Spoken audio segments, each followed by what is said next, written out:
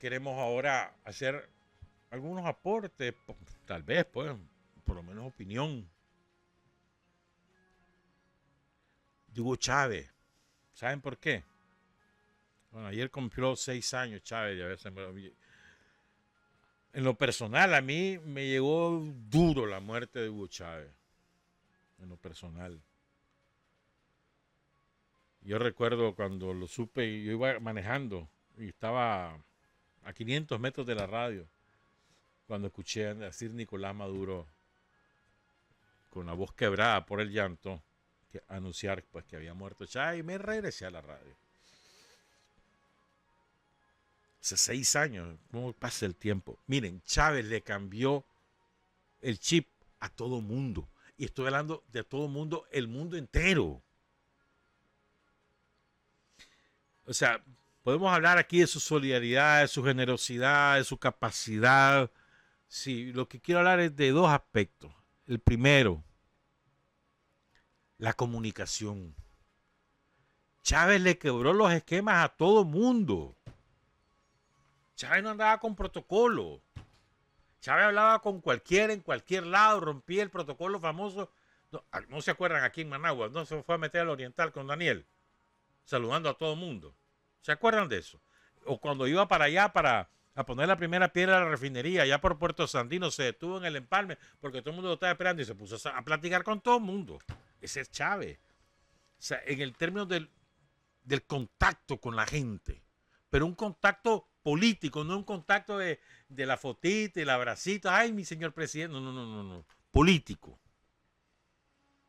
de intercambio político, no solo escuchando, perdón, no solo transmitiendo lo que él quería decir, no escuchando lo que la gente decía, y también replicando muchas veces.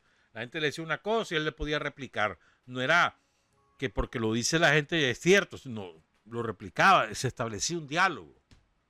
Eso es totalmente novedoso, sobre todo en América Latina. Pero además Chávez, en términos de la comunicación con los ciudadanos, o sea, no solo era lo presidente, y fue el primer presidente que usó Twitter, que usó Facebook, el primerito, fue él. O sea, mira qué clase de anticipo el hombre, por dónde iba la cosa. Pues. No solo eso, sino, o sea, la capacidad de comunicación, de empatía que lograba con la gente, con el público al cual él se dirigía en cualquier parte, en cualquier escenario del mundo, donde quiera, que en Argentina, que en Moscú, que en Pekín, que en Nueva York, que en Caracas, que en Managua, donde quiera. O sea, una cosa impresionante. ¿A partir de qué la empatía? A partir de quitarse el chip de que él era el jefe, el presidente, y que por lo tanto nos tienen que tratar con respeto y que no sé cuánto. Se quitó esa onda. Primero. Segundo, a partir de que hablaba de lo que le interesaba a la gente. Y además lo hablaba con respuestas. No era solo wiri wiri, con respuestas y con ejemplo. O sea, eso no era común hasta ese momento en América Latina. Todos los formalitos. Las cumbres, no se acuerdan Chávez en las cumbres, que les hacía un relajo. Porque la manera que él hablaba. Ahí en Nueva York, ¿no se acuerdan que le digo? Aquí estuvo, ¿cómo fue? Lucifer, pero no fue Lucifer, Satanás. Al diablo. El diablo estuvo aquí. Ahí olor a azufre, dice. Ahí mismo, acaba de hablar Bush. Y ahí mismo se lo dijo Chávez. Y lo que reventó fue aplausos del público entre diplomáticos que son así bien todos estirados.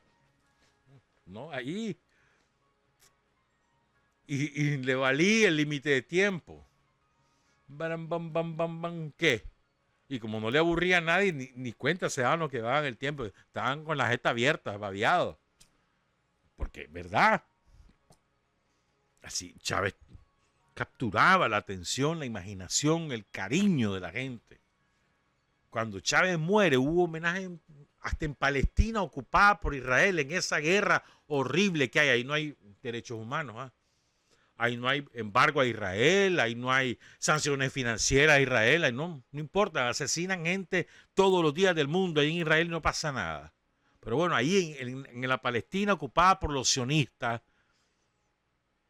ahí hubo duelo y la gente lo lloraba. En Nueva York, en New Orleans, donde Chávez llevó ayuda en New Orleans después del Katrina. En New York, donde les dio ayuda a los más empobrecidos, ahí lloraron a Chávez. O sea, el impacto emocional de la muerte de Chávez fue muy grande en todo el mundo. Entonces, lo que hay que preguntarse es ¿por qué? No solo es porque él hablaba bonito, sino porque él hablaba con sus hechos. Sus hechos son la revolución bolivariana. Y cómo ha sido de profunda la revolución bolivariana, que ahí está resistiendo la embestida del imperialismo norteamericano. Porque todo el mundo decía, muerto Chávez, se acabó eso. Bueno, ¿cuánto lleva Maduro? 6 años. Sólida, resistiendo. Horrible lo que le han hecho a Venezuela en estos últimos, sobre todo en estos últimos 4 años. Es espantoso. Más de 300 mil millones de dólares robados a Venezuela, robados en reservas, en oro, en préstamos, en depósitos bancarios, robados por Estados Unidos, Gran Bretaña y todos esos pulcros demócratas y civilizados europeos. ¡Ja! Me da risa. ¿Verdad? O sea, ha sido horrible, pero ahí están.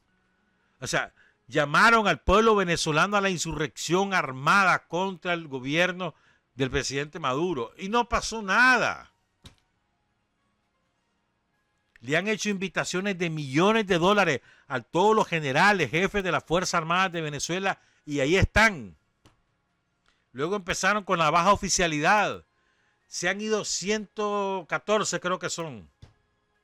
La mayoría está en Cúcuta, ahí en la frontera con Colombia, donde fue el show que armaron los narcotraficantes Carlos Vives y Miguel Bosé, que son narcotraficantes, los dos. Pues bueno, ahí están los 100 y pico, 116 creo que son. Y ahora están reclamando porque no les han pagado.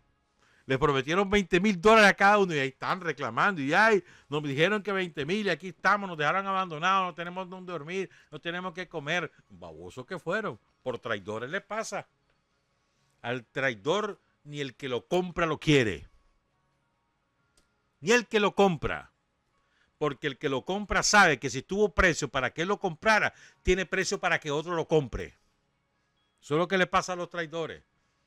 Si yo sé que vos tenés un precio, lo saben todos los demás que vos tenés ese precio. Si le pones un precio más alto, se va a ir con vos, es lo lógico. Esos son los traidores. Esa es la naturaleza del traidor. Al traidor nadie los quiere y nadie confía en ellos.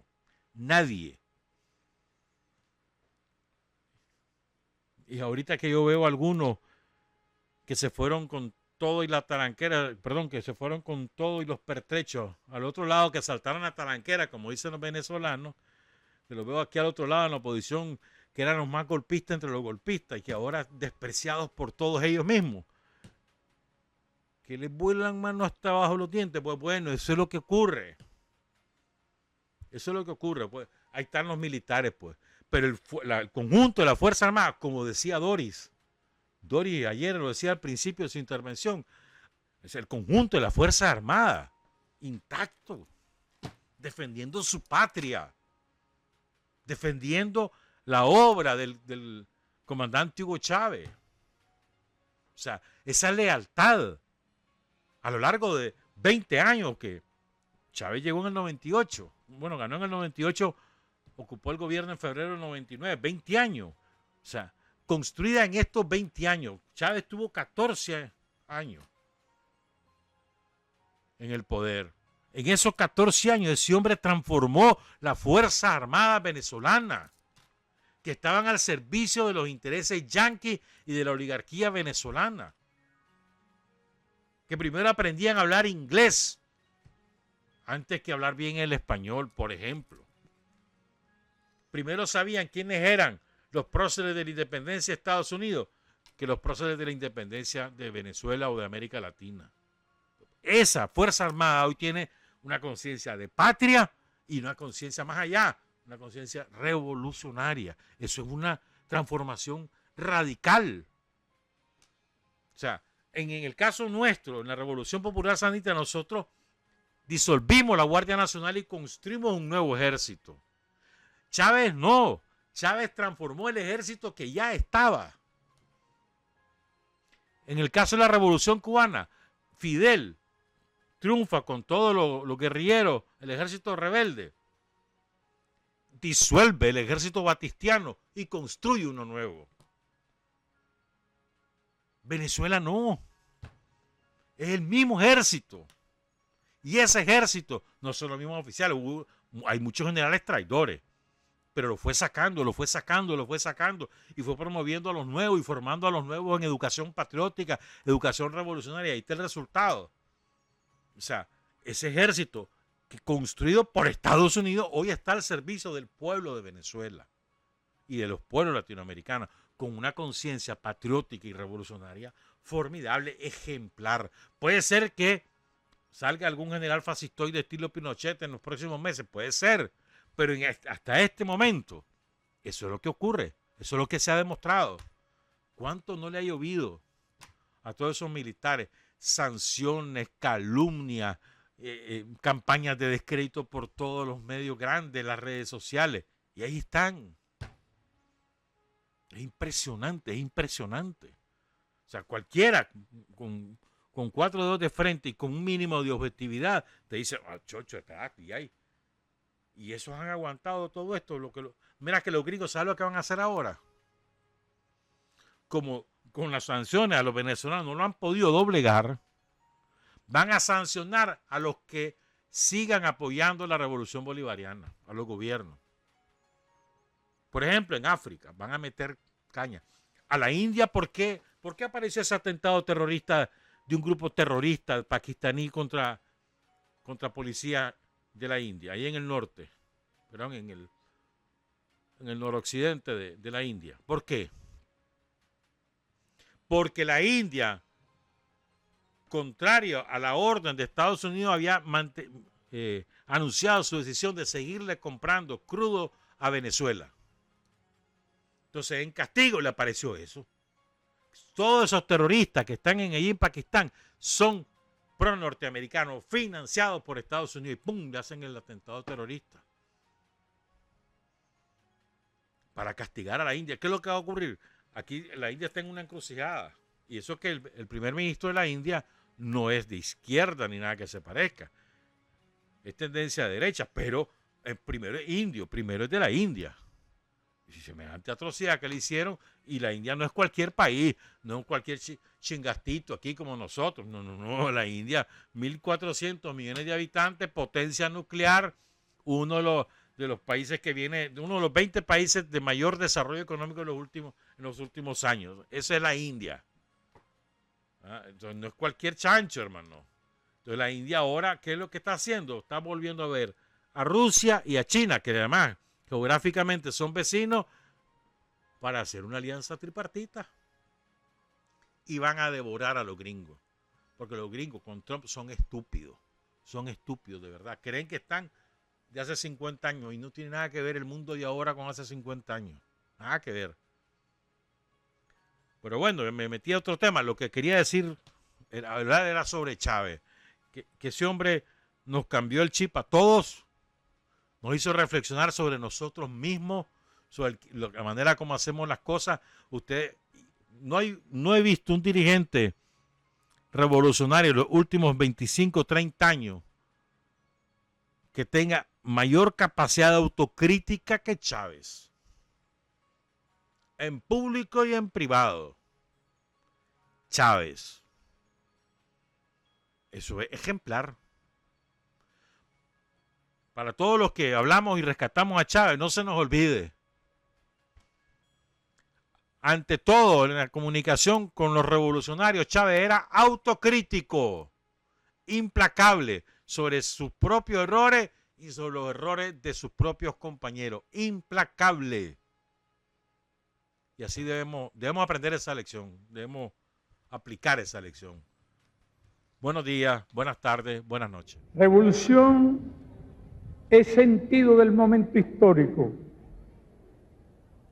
es cambiar todo lo que debe ser cambiado, es igualdad y libertad plenas, es ser tratado y tratar a los demás como seres humanos, es emanciparnos por nosotros mismos y con nuestros propios esfuerzos, es desafiar poderosas fuerzas dominantes dentro y fuera del ámbito social y nacional, es defender valores en los que se cree al precio de cualquier sacrificio, es modestia, desinterés, altruismo, solidaridad y heroísmo, es no mentir jamás ni violar principios éticos, es convicción profunda de que no existe fuerza en el mundo capaz de aplastar